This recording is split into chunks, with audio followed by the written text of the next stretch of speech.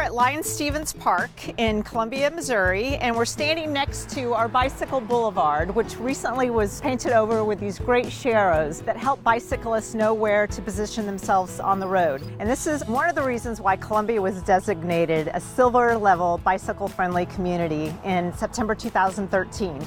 And we recently had a visit from Steve Clark with the League of American Bicyclists. Steve came to visit with cycling advocates and cyclists to discuss how Columbia can get to that next level from a silver level bicycle-friendly community up to gold. We as a national organization rank cities all around the country for how easy it is to bicycle in the city, and also how many programs are available to help people learn to bicycle safely. One of the things that Steve was really impressed with our community is the improvements that we've made to bicycling infrastructure. You have a number of bicycle boulevards, and I really like the way the streets were marked. It was almost like it was this very wide bike path that was placed on a street. So it makes it very welcoming for somebody to just ride their bicycle on that street. And the motorists are still allowed to drive on that street, but they feel more like they're the guests and they need to probably slow down a little bit and just be more aware of the bicyclists that are on that street. We also have miles and miles of bike lanes that we've now added to our community. We have infrastructure improvements to intersections, similar to what has been done at the corner of Stadium and Forum. We have bicycle parking that's inviting to cyclists coming downtown.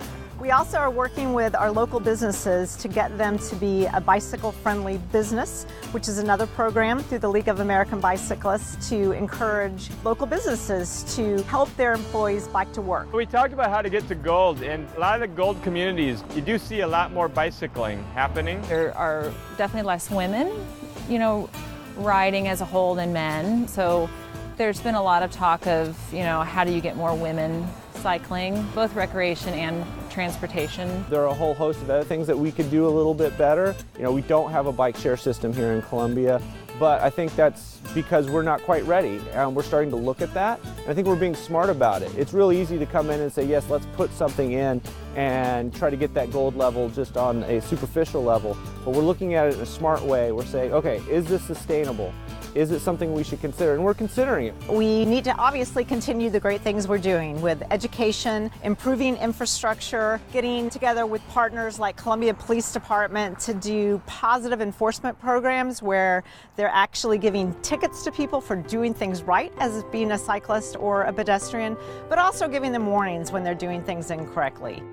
When you can make streets work for everybody, it really does improve the accessibility of jobs, quality of life, and benefits everyone in the community. So it's encouraging to see how the city has taken that very seriously and made great strides to a more equitable and balanced transportation system.